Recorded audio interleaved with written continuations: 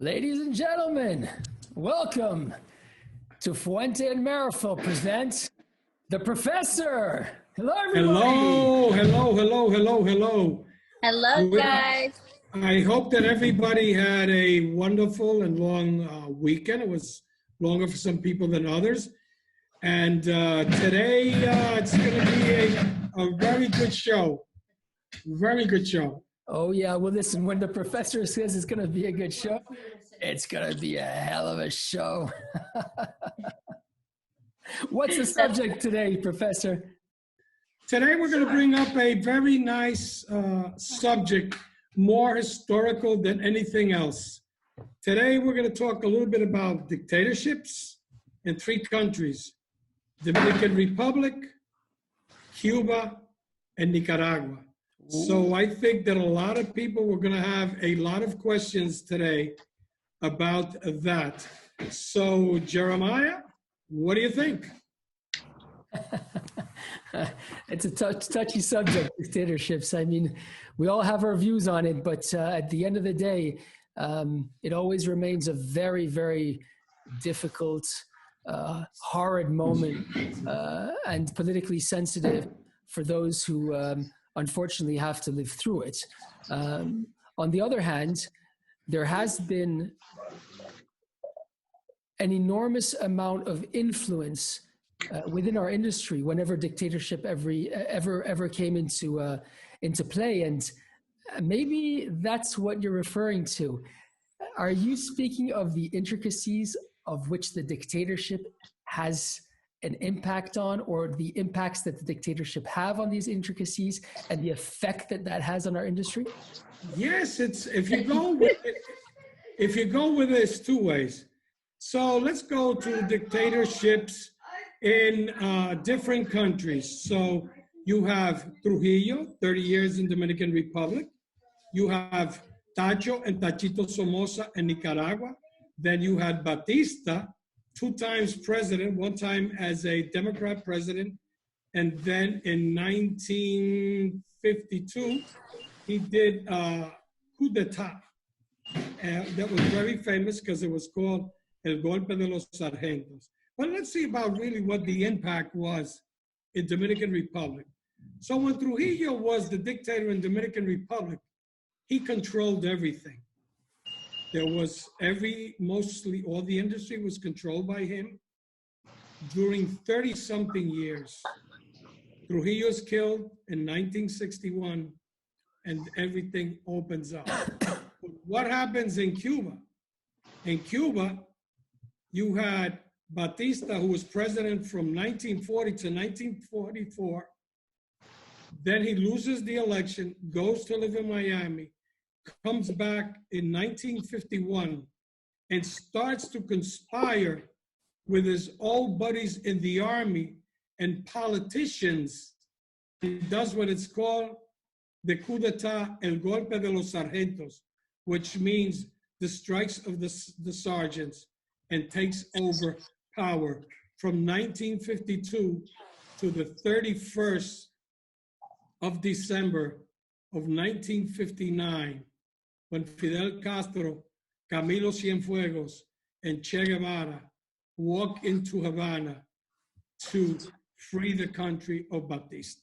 We're not going to get into the political thing because this program isn't about politics. But what happens? In 1960, the government starts to nationalize factories. One of the first people they went to see was Carlos Toraño, which he admits that he had helped Fidel in the beginning when he thought that Fidel was going to really help the Cuban people in getting rid of Batista. So then the Menendez family, they lost, that's Benji's family, Ramon Cifuente, lost Partagas, and it kept going and keep going and keep going and keep going till everybody lost everything. Every farm was lost, every factory was lost, every warehouse was lost. Everything was taken over by the communist regime. That's an interesting point, Professor. And you might want to explain to all of our guests today what you mean by lost. Was this expropriation of the communist regimes? And the Menendez, who were they? They were such an important family in Cuba. They owned, if I'm not mistaken, the Monte Cristo brands and factories, didn't they? And they own Monte Cristo, H. Upman, and Polarrañaga. Our good and dear friend, Uncle Benji Menendez and Garcia. And at that time, and this is something so people should understand, the Cuban people, contrary of other Latin American and Central American countries, the Cubans hardly took any of their money outside of the country. They kept investing, reinvesting, and everything they made, they kept it there. And it's a sad story that at that time, Benji and his family were multi-millionaires. And when Benji left,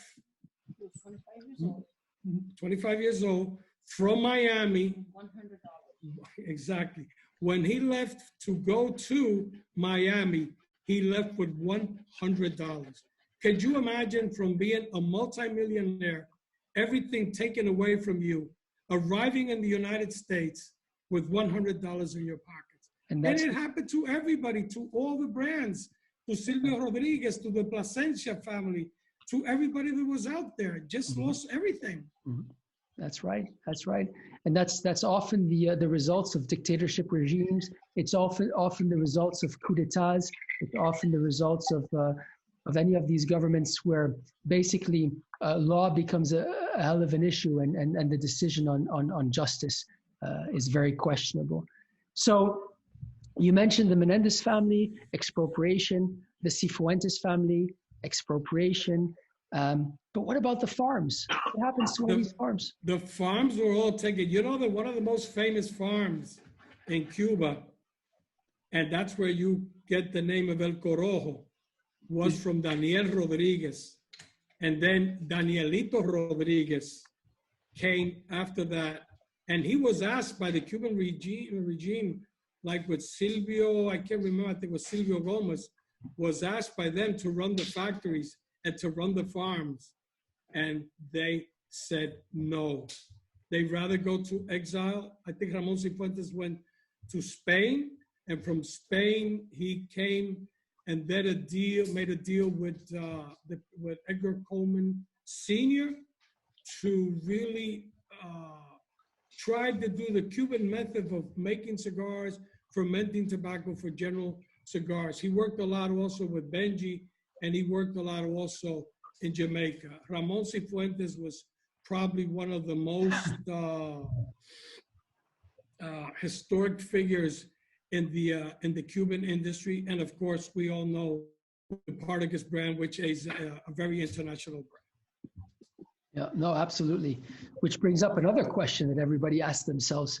You know, you have Partagas in the United States, you have Partagas outside of the United States, and that's true about many of the old Cuban brands. What's up with that?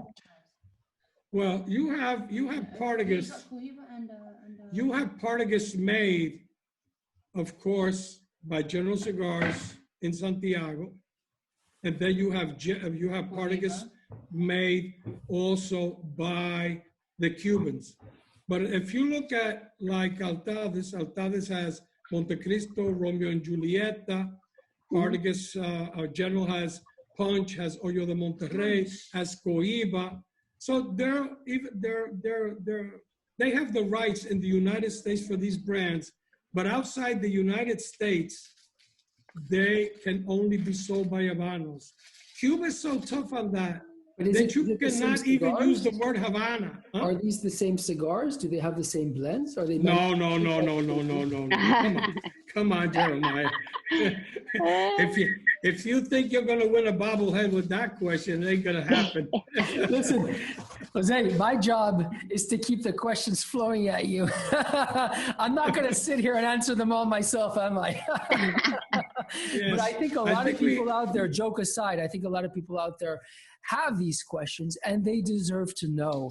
And so my questions to you are questions to provoke information streaming over to the audience and for them to truly understand the nature of what's going on here. So what I'm trying to paint as a picture with your help and your answers, Jose, is the fact that all of these families in Cuba, whether it's the Cifuentes, whether it's the Menendez, were competitors.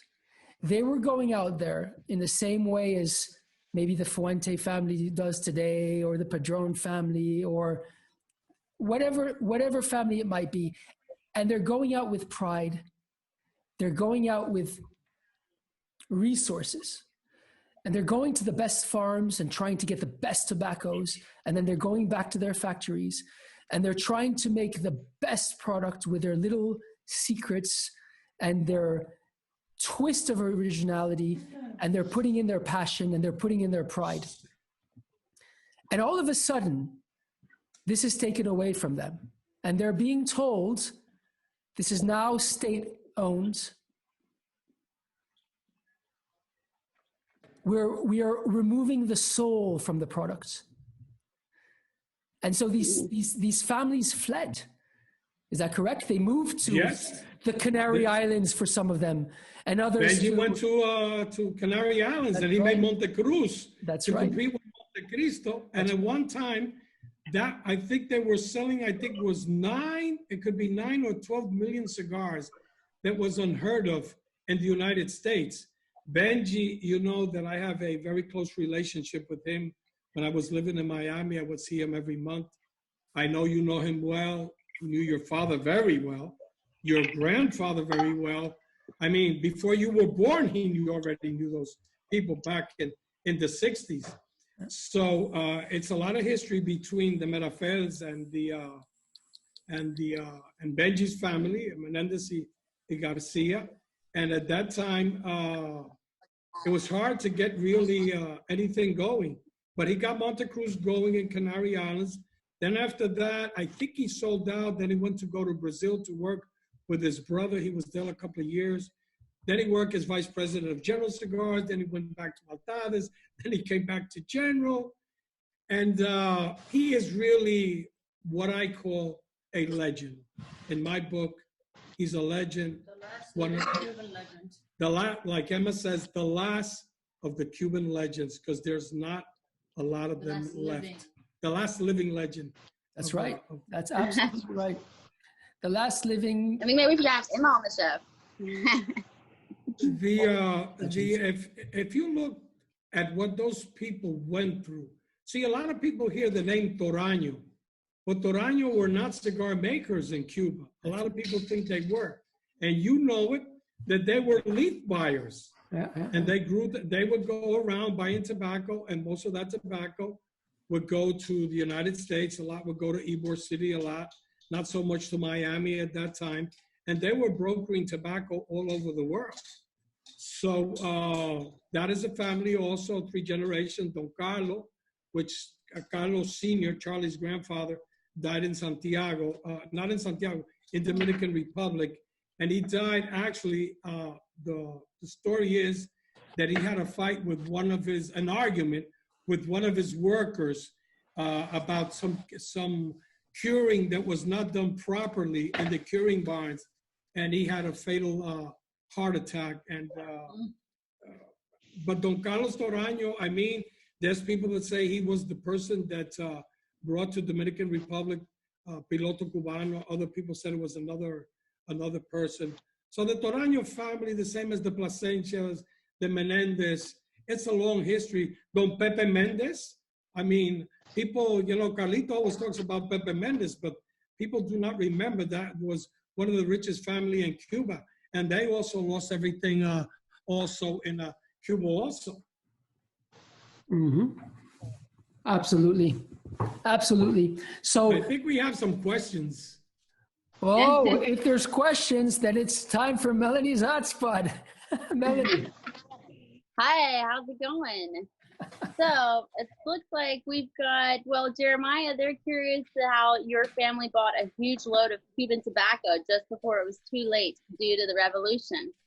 Oh my goodness. Yeah, we're going to put you on the spot.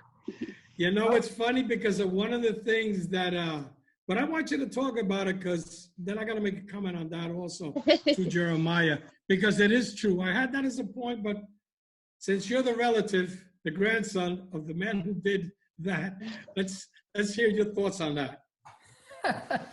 Well, it's a very, very touchy question, but yes, days before the embargo hit, my grandfather managed to export the entire Cuban crop of exportable tobacco from Cuba and dump it onto U.S. shore minutes before the embargo was actually announced. So it is part of our history. We're very very fortunate and blessed to have that in the storytelling, and well, yeah. Well, the story is that your father bought most of it. People say it was around 70, 80%. But you know who bought the rest of it? Who? Don Angel Oliva. Actually, I still have the original contracts of the purchase of that sale. We actually have them in our headquarters, one of our headquarters, the European headquarters. And I would be actually happy to share that with you, Professor, and to show you this piece of history. It's quite an interesting one. No, to be honest, I mean, that's what I've heard. Some people have written about it, but I know for a fact, because I've asked 2 or 3 people, I've read some of the articles, that almost entirely your grandfather Heller bought it. And I think that your grandfather, because of his worldwide experience going all around, and he was a very savvy business person, he saw something that a lot of people did not see, because a lot of people thought that what was coming was going to be better. Like we say, the medicine was going to be better than the sickness, and unfortunately, it was not true. And I don't know, he just saw something, and that's and I mean, he wasn't Cuban or anything. He used to go there a lot. He had a lot of contacts in Cuba, but I don't know, maybe a little bird just told him one night, Heller, every penny you have, just buy all of Cuban tobacco, because the shit's gonna hit the fan. Yes, no, that was an interesting time. I'm not at liberty to go into all of the details. Of course not. That's why I do have a gun behind me right there. But what I can say is that there were very tight intricacies going on at that moment. As everybody can realize, politics was at its highest, the national security was at its highest. There were a lot of things happening which most people cannot realize. Things going on between the U.S. government, the U.S. intelligence, Cuba, the Cuban intelligence, and everything in between. And the Soviets. And the Soviets, obviously, on the other side of the pond, on the other side of the world, and all of this put together and mashed up resulted in many things happening very, very quickly, very, very suddenly. Now, a lot of people don't realize that there was still tobacco trading happening around that period, even afterwards. Many people think that that was the end of Cuban tobacco being exported from Cuba, which is actually wrong. an enormous amount of tobacco was still exported from Cuba after that. Our family continued to trade Cuban tobacco well into the 90s, and actually even further than that, to be completely honest. But that was a significant moment because it was a large part of the crop which was very quickly, there was an orchestration where a large part of the crop was very quickly exported and dumped onto U.S. shores. And it was literally dumped onto the U.S. shores. Bales of tobacco were being thrown off of the boats onto the sand. And so cool. The stories are very interesting, yes. Yes, indeed. I mean, and all these companies in Tampa and all over were using basically Cuban tobacco for filler for all the cigars and everything. Mm. So it was a very hard time when that shortage. There were some companies, I think Villazon, Danny Blumenthal, and Frank Yanessa, only kept tobacco till 1965. But after that, it was, everybody for himself and find different types of tobacco from Dominican Republic, Honduras, Nicaragua. Even from Puerto Rico, they were using tobacco. So it was hard to get tobacco at that time. 100%.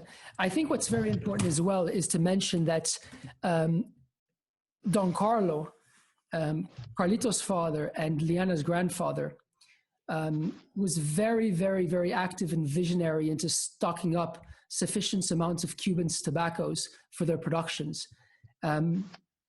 Liana's reminding us on the chat here about that story, and I don't know it very well, to be honest with you, but I have heard growing up that that Don Carlos was extremely, extremely active and had a lot of foresight into preparing this. If you know about it, Jose, I would actually love to hear more about the story. To be honest, maybe whenever Liana gets on the show, she can tell us all about it too. We got another subject for Friday because, guys, make this known. This is going to be the hottest show ever. On Friday, the one and only Liana Fuente is gracing us with the honor of attending this show, and it's going to be big. So one of the subjects for Friday is going to be her grandfather's vision of acquiring Cuban tobacco for the Arturo Fuente production back in the day. Yes, to be honest, I don't really know all the details because I've talked to Carlito and we hardly have ever touched this subject. So I think if you want to talk, here's a chance to stump the professor. Liana better than anybody else to talk that. And I know that Carlito will have his input on Friday to talk about this. But, let's talk a little bit about embargo. Because, a lot of people think that the first embargo against Cuba that was done by Kennedy, and it was actually 1962 was the first embargo. And actually, it was the second embargo against Cuba because the first embargo was because of arms. That's and right. That was back in 1956. Yep. So people talk all the time about embargoes, but honestly, it was an embargo for arms, and then there was an embargo in 1962 by John F. Kennedy to stop doing anything with that. Do we have any questions? Yes, it looks like they would. We're asking because they talk about how the Cuban influencing the cigar, does it change the techniques of how they made the cigars in the DR and in Nicaragua? Well, let me tell you something. Everybody, the guys that went to Nicaragua and the people who went to Dominican, they tried to do a lot of the Cuban ways of aging the tobacco. Like in the case of Don Carlos, they continued to do the cigars entubado. Like Ernesto, I know he does it entubado. I think Pepin does entubado. Some people in Nicaragua do estubado. Plasencia in Honduras, I've seen how they do it in Nicaragua. But the influence can never be the same because you never had the same tobaccos.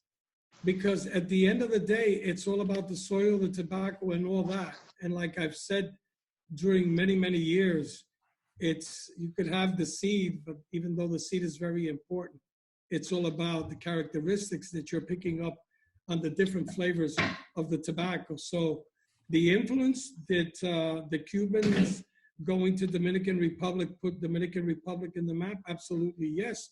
And then of course Honduras and of course Nicaragua. And one of the biggest shocks to the world was when Davidoff all of a sudden says in 1990, well, you know, we can't deal with this anymore. And then they go to Dominican Republic.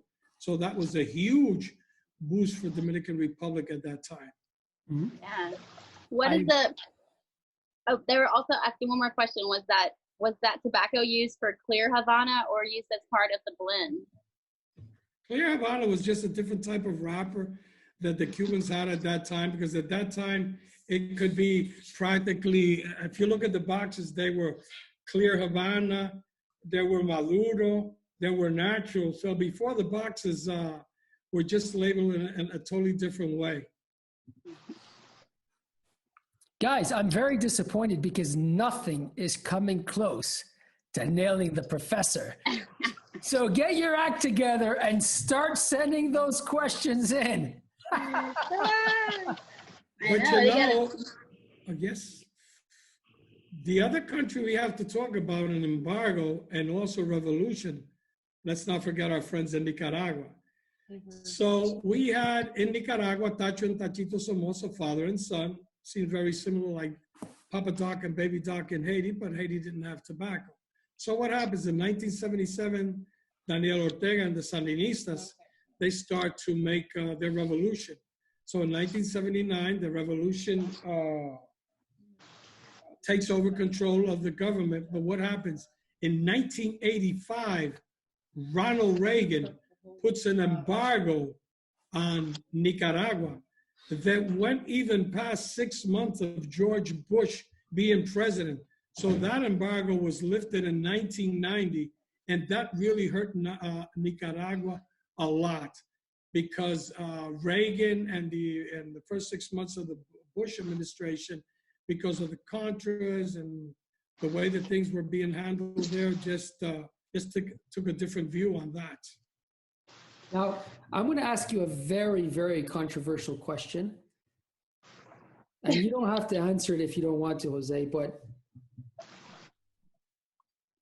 when you look at dictatorships and you realize that all these, the greatest tobacco nations, the greatest cigar producing nations rather, have been hit by it, can you say that there's a close link between dictatorships and cigar making?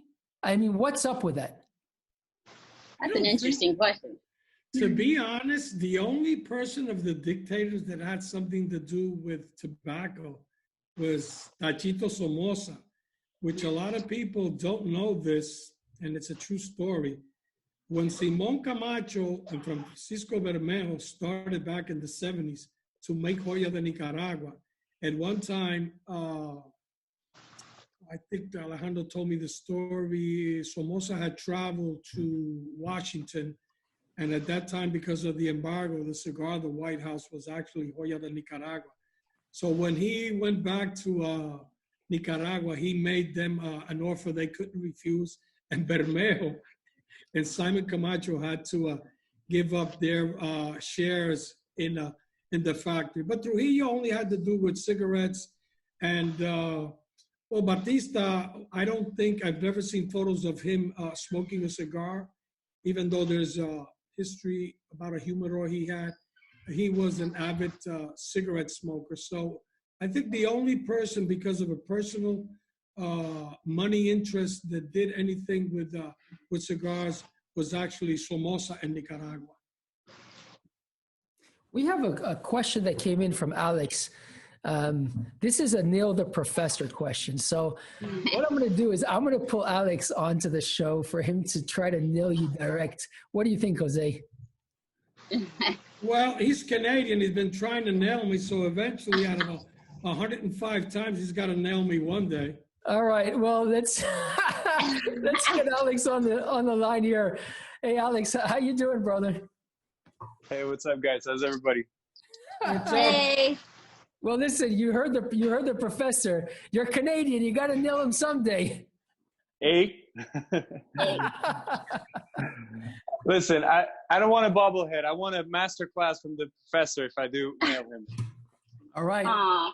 That's a very honorable thing to say, Alex, and I'm sure the professor appreciates the value you put into him. No, because I tease him all the time. So the question is, what is the origin of closed foot cigars? Who started it, and where did that style comes from? That's a good question. Well, to be honest, before you answer that, I can tell you, thank God this thing's not about nailing the Godfather, because you nailed me right there. to be honest, it's funny that you bring that up, because being in one of my first trips to Cuba, I had asked at the Partagas factory in Laguito, and because somebody that I'm not going to mention his name told me, when you go to Cuba, I want to see if this old timer is still alive. And it was funny because there are different opinions in Cuba about that. So a lot of people said that started, it wasn't even one of the big factories. It was somebody at, I think it was in Baez, maybe from where Pepin was, and that person went to roll from Baez into La Habana and then came up one day with that. But to be honest, I cannot tell you at what factory that started. But I know it was a young guy at that time that became a grade A roller at, I think it was at the Partagas factory. Now, if you know the correct answer, just shoot. That's better an answer than I could come up with. Well, you may have put one little nail into him, but I'm nicking away. All right, good question, Alex. Thanks a lot, and keep them coming. We'll pull you back onto the show. Thank you, sir. Yeah, Jose, you might have to find that out and let us know. Yes, you know, with Alex, I've known him for many years. When I was in Canada a couple of years ago, he went to one of my seminars. He's very curious. He buys its and bits of tobacco, makes little cigars, things like that. He's very passionate about it, and I think in the future we might see him just playing some type of role with a company or something. Because to be honest, the kid he's really good and he has a good palate. The only problem he has, he's Canadian. Well, let me tell you something. I love the Canadians with a passion. We have another question. Jose, one of your good friends claims he owns the Cahiba logo in the U.S. Is that true, and how? Yes, well, to be honest, it's true, because it's Saj Patel, because he has the artwork for that. And I know there was a company who made him an offer. They just couldn't agree on the price, but it is true. It's on in New Jersey, probably, without a doubt. He is the biggest retailer in New Jersey, and he's a good friend. He's a passionate, personal friends of ours, and Emma, and the man knows how to do business, and it's true. That's really cool. That's crazy. All right, we have something which came in, it just caught my eye because I'm intrigued. I don't know if this is a joke or if this is a question, but it's coming in from Rich, and it says, "Stump the professor. What do a walrus and a humidor have in common?" Now, Rich, this is not a question. I'm not accepting this as a question to stump the professor or nail the professor. Forget it. But I'm still curious in hearing what the answer is. So, Professor, what do the walrus and the humidor have in common? And then we'll get Rich on the line to tell us if you can't answer this. You know, Rich and I have known him for many, many years, and he comes up with these things. And to be honest, when we would be traveling for days and days and days, he would bring up stories when he was in the clothing business. And he has so many funny jokes and things like that. He said one to Jasper the other day, what did one hat said to the other? I can't even remember. But let's hear what Rich has to say. All right, Rich, you're on the line. What's the difference or the similarity or whatever? Well, I hate to step on Benoit's toes, but they both like a tight seal. Sorry, we couldn't hear you. What was that? They both like a tight seal. That's great. I don't know who's more fucked up, you or Benoit's baked, but in both cases, I liked it. Thank you very much, Rich. That's a good one. Rich is a personal friend of mine, Carlito, for many years, and he's probably one of the most honest and nicest guy in the industry. My friend too, also. Something I'm going to bring up, and let's see if somebody can answer this. It's we'll leave it up for a couple of minutes. Tell it, and I'll put it in. First of all, the question is, what year and what date did the embargo start? And what cigar did John Kennedy smoke? And how many cigars did he have bought before he signed the embargo? And I'll give you guys a little clue, because there's a very famous story about John sending one of his guys out in Washington to buy every single one of those cigars he could find right before he signed the embargo. So that's true. You guys do your homework and answer the professor on that one. I just put the question inside the chat so everybody can see it, just in case. I have a question from my local family member.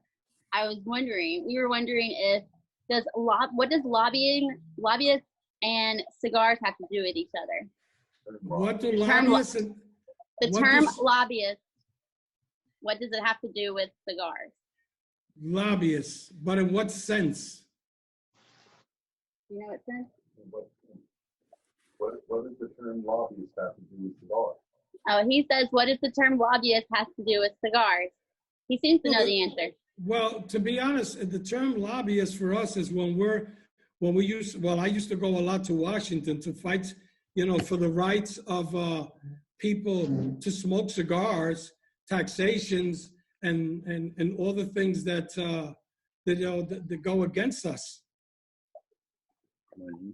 Sure. So, Jose, it's Mark again. How are you? Hey, Mark, what's up? Hey, Mark, how you doing? I'm good. I got my 33-day beard going. So the term lobbyist, when President Grant was in the White House, his wife wouldn't let him smoke cigars. So he would walk down Pennsylvania Avenue to the Willard Hotel, and he'd sit in the corner of the bar in the lobby and smoke cigars. And people used to come up and ask him favor. And he would say, what is it with all these damn lobbyists? So that's how the term lobbyist came to be. Hey! Good to know. Good to know. I didn't know that. Good? See. He got a bobblehead. Yes. Hey, brother, you just won a bobblehead. Melanie, you have to hand one over. That's so funny. That's great. We've got a lot of answers coming in for the Kennedy question. Are you ready to take them, Professor? Of course. All right, Melanie, shoot. All right, so the first one I have is H. Upman Petites, 1,000 asked and 1,200 received. Or is that the another one was JFK smoked H. Upman. Another one, Alex says that they bought 3,000 Petite Upman. It was a small 36-inch ring gauge, machine made. And then the embargo started on October 19th, 1960. And it looks like everybody's kind of like breaking up the answers. So it's pretty much H. Upman Petite, and it looks like it was around 3,000. Okay, the correct answer is yes. It was an H. Upman Petite Corona. Yes. It was. And by the way, that's one of Emma's favorite cigars, the H. Upman. And it was Pierre Salinger, who was his press secretary at that time, that went out and bought 1,200 cigars the day before that Kennedy signed the embargo. And it has been 50 plus years.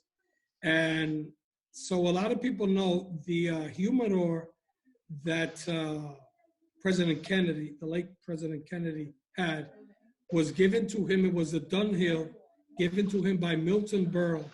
And that humidor is right now in the Cigar Aficionado office. And it is priceless. A Marvin has been offered hundreds of thousands of dollars for it. but he will not sell it. It's a Dunhill humidor, if I'm not mistaken, and I don't know how Marvin got it, but it's a unique piece of history because of the embargo, who Kennedy was, and he was an avid cigar smoker. So if you see a lot of the photos of JF, you're going to see him with that little cigar just puffing away.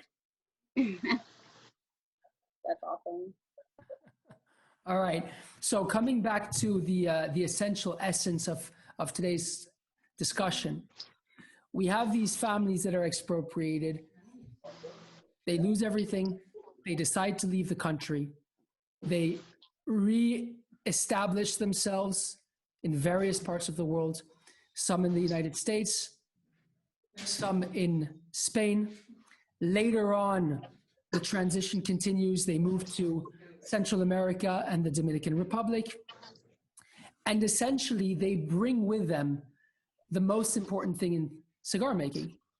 And in my opinion, that is the tradition, the knowledge, the love, the know-how, and the hard work. So the true emotionals, the true know-how, which is behind the cigar making, which once again proves that at the end of the day, even if you walk out with $100 in your pockets, if you have that passion and you have that love and you have the will to work, there's no limits to what you can do in this industry, because this industry truly reflects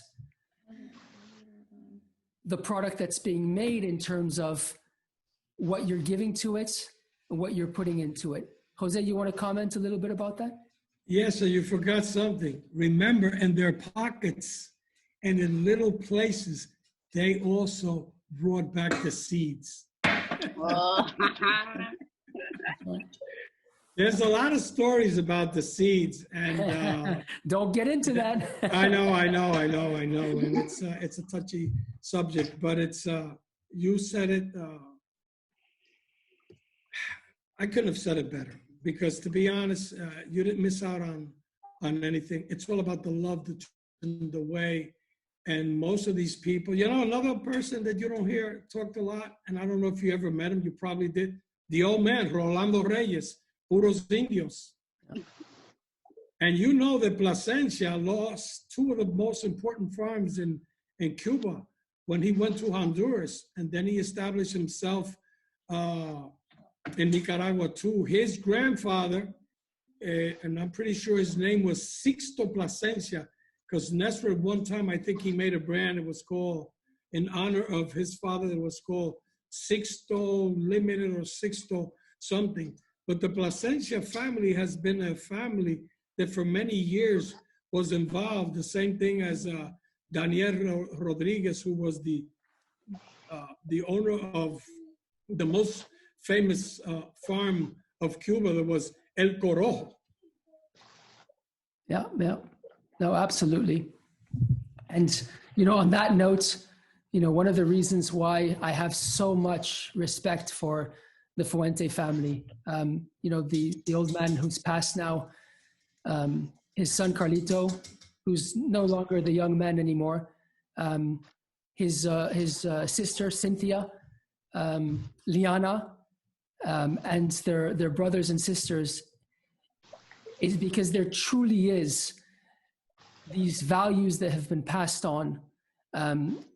It's not just about business. It's not just about money. That's something which anybody at any moment can lose within the blink of an eye.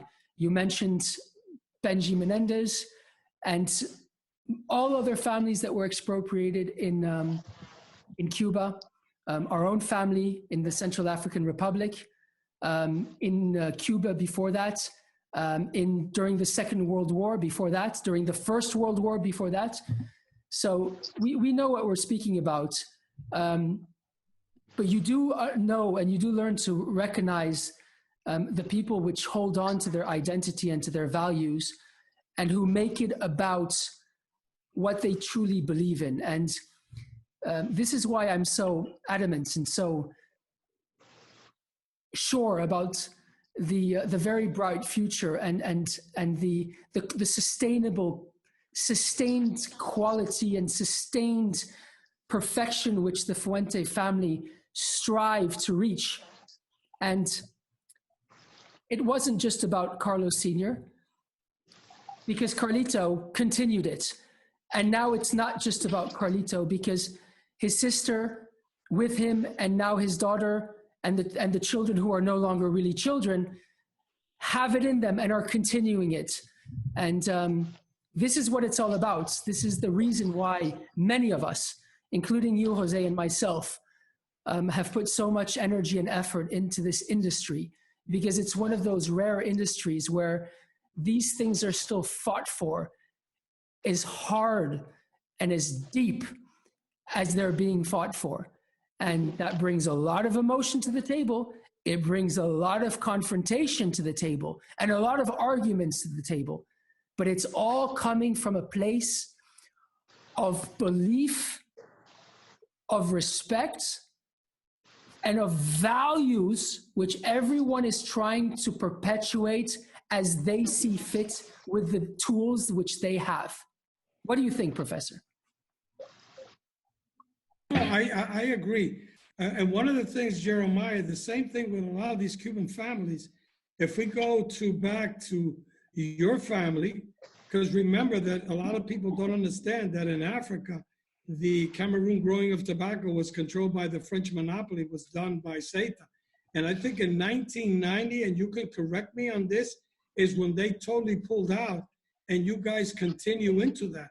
And like I tell people, you know,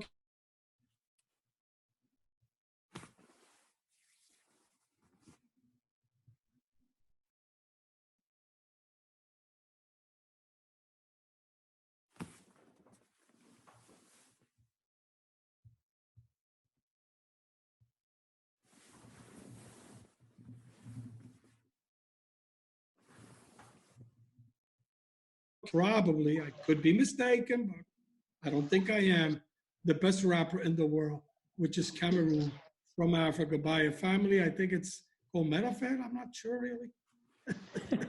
Listen, I just got cut off because the Wi-Fi here is terrible. This is it's supposed to be the capital of Europe, but I don't know what the hell is happening. But I heard the last sentence, and I do appreciate Jose. Yes, Africa is a hell of a venture, but it's not only a venture for the Meerapfel family; it's also a venture for the Fuente family, and other families who've backed us up throughout the years. For us, it's difficult because, you know, we are risking our lives and we are risking our health, and we're risking everything we have every day to go into the worst possible conditions, or not the worst, but the most difficult conditions I think there is on the face of the earth. Walking into jungles where there's the most snakes per square foot on the planet, and vipers, spiders, disease, tigers, you name it. And we have lost a lot of good people. I myself have been hospitalized for close to 2 years after spending 12 years in the bush. It's a venture, and it's a very dangerous one. But on the other hand, the satisfaction of being able to produce this leaf, which often is not as beautiful as it should be, or which is extremely expensive, the pleasure of the tastes which emanates from it is something which we're very proud of, and which we're very happy to be able to contribute to this industry, and that's our small contribution. But never forget the contribution that families such as the Fuentes are making behind the scenes, because at the end of the day, people like this are investing an enormous amount of resources to bring to the consumers cigars, which include tobaccos, which are way more expensive than what an alternative can be. And that's another type of risk, and another type of investment, is believing that and rightly so in my opinion, that you're better off bringing the best to the consumers. You're better off making the choice of taste and quality over accounting and yields. And that's what will sustain the future of our industry, because you respect the consumers and you respect what you need to be delivering to those consumers. And yes, we make a lot of sacrifices, but so do a lot of other people who are our partners and who are backing us up in this venture. And this is what this team is all about. This is about. Well, we appreciate it. Thank you, Melanie. This is about lots of crazy people with wild dreams and a shitload of pride, attitude, and respect to get to the consumer what individually and collectively we believe to be something which sets us apart from the rest. And I believe, Jose, that is, in a way, my conclusion to your question today, or to your subject. What is the effect of dictatorship on the cigar industry? And my opinion is it removes from individuals the ability to put into a product what only the heart and soul of crazy individuals, irrational business decisions, which create the spark, create the magic, and create the spice, which makes the cigar industry the best industry in the world. I have to agree with you on that one, Jeremiah, because I think you touched every aspect. And I had a conclusion more or less like that, but I don't have to, not to repeat the same thing. Dictatorships also takes away dreams, takes away generations, takes away money, brings sadness, brings in tears, brings up sleepless nights. And when you look of what some of these families have gone through, they could have been very well off, and some of them died not in a very bad economical situation, because at the end of the day, of course, money is important. But when that is just taken out of you like that, there is no way in hell that you can get that back. Those years that you lost, not being able to go back to the country. There's many of them who wanted to go back, even for a day, but they said no.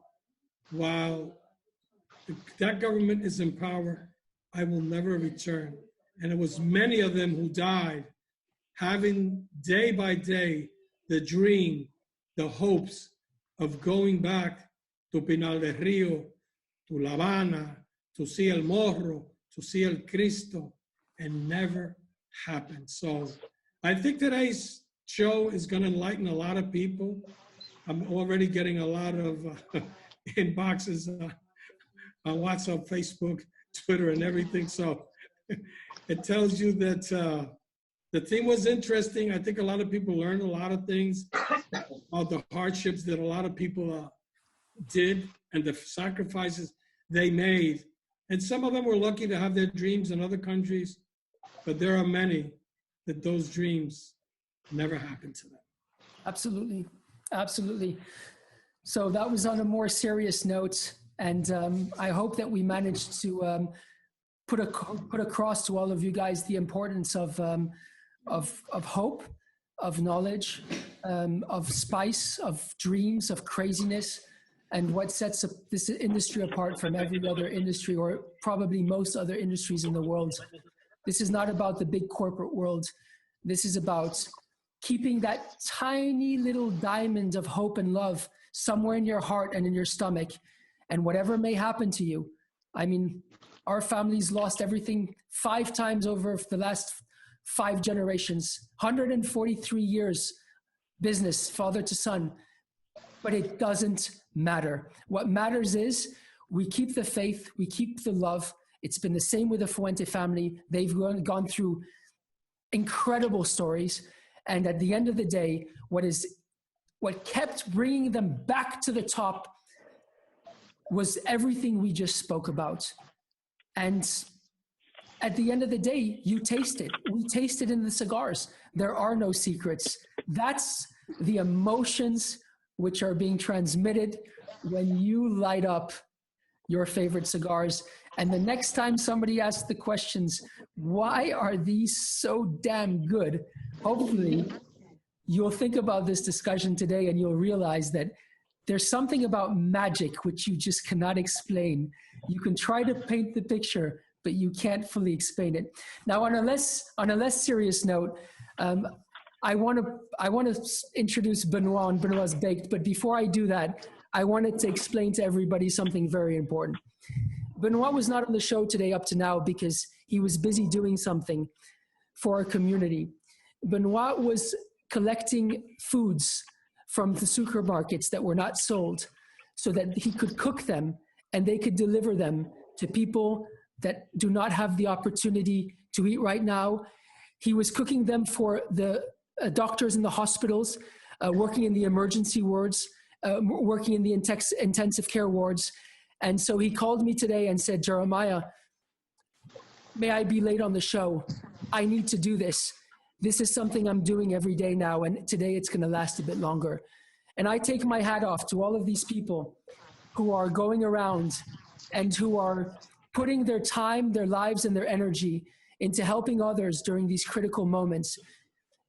Because this is what it's all about. Like Carlito always says, it's not about cigars, it's about people. It's not about anything right now, it's about people. So Benoit, thank you. Thank everybody who's listening to the show, who's contributing by close or by far. And let's lighten this thing up and introduce Benoit's Bake. Benoit, it better be good today because we need it. Benoit, Thank you, Benoit. great job, Benoit. How you doing, Benoit? Hey, I'm fine. How are you guys? What's up? Hi, Benoit. You look good. Hello. Hello. So, All right. Benoit, we can't hear you. I'm sorry, I am in the car, so we made meals for the people working in the hospital with my chef. It was really a pleasure to see first my chef, to do something, to contribute myself to make the people happy. So now it's time for Benoit's Baked, I think. Is everybody hear me? Yes. Yes. Okay, I just go on the site. Hey, Jose, how are you doing? All good, Benoit. Thank you good. for that great thing you've done today for the people. No, it's the idea of the chef, and I come back tomorrow at 8 o'clock to make other meals for the people. So some funny side today. Everybody is ready? Yes. All right. So, Jeremiah, did you see the video that I sent you? No, I did not watch it. So I submit the joke. If you not agree with the joke, it's not my fault. Okay? Oh shit! I should have had the attorneys. I should have had the attorneys look at this before this goes live. But okay, let's take the risk. A guy walk into a bar. Okay, he go to the bar, see the bartender, and ask for a rum and coke. So the bartender say, okay, rum and coke, puff, put an apple on the bar, and then the guy look the other and say, are you kidding me? And the bartender say, trust me, try it. So the guy take the apple, bite the apple, and say, oh my God, it tastes only rum. And the bartender say, wrong. And then take the apple, bite the other side, and say, oh my God, no, it tastes the coke. It's just fantastic. You're welcome. So another guy come into the bar, see the bartender, and ask for a gin and tonic. Okay, gin and tonic, let's go. Poof. Another apple on the bar. are you kidding me? And the first customer say, just, you have to try it. It's fantastic. So the guy take the apple, bite the apple, and say, oh, it tastes only gin. And the bartender say, turn it around. So he take the apple, the other side, bite the other side, and they say, oh no, it tastes the tonic.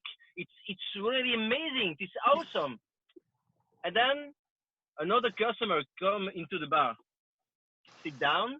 The bartender come to him and say, what would you like to drink, sir? And the guy say, one moment, I don't know. And the first two other customers say, you can ask anything to him. He has everything, any taste. You can ask him. Just trust us. Ask to the bartender what you wish. Oh shit! And the guy said to the bartender, "May I have an apple with a pussy taste?" And then the bartender said, "If I have an apple with a pussy taste, of course, put the apple." So the guy take the apple, bite the apple, and the guy was disgusting. He said, "Oh, it tastes like shit." And then the bartender say, "Yeah, turn it around." Oh my God, this is terrible. Oh my goodness. Sorry. Oh, guys, remember this show is not appropriate for anybody under 21 years old, and we are broadcasting out of Switzerland. So forget sending any attorneys after us. Ladies and gentlemen, we have reached the end of our show. Another series of Fuente and Meerapfel presents The Professor. Remember, every day, what is it, 11 a.m. Eastern. All right, Melanie, please tell us where we can log on to all this social media stuff.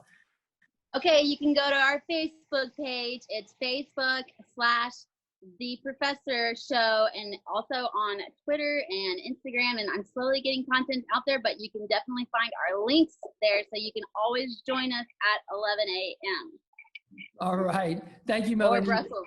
And remember, Friday, big day. Liana Fuente is coming as guest of honor for the Fuente Friday. So this is going to be huge. In the meantime, we will see you tomorrow, same place, same time. In the meantime, be well, healthy, take care of yourself and others. Bye-bye for now. Bye-bye. Bye-bye. Love you.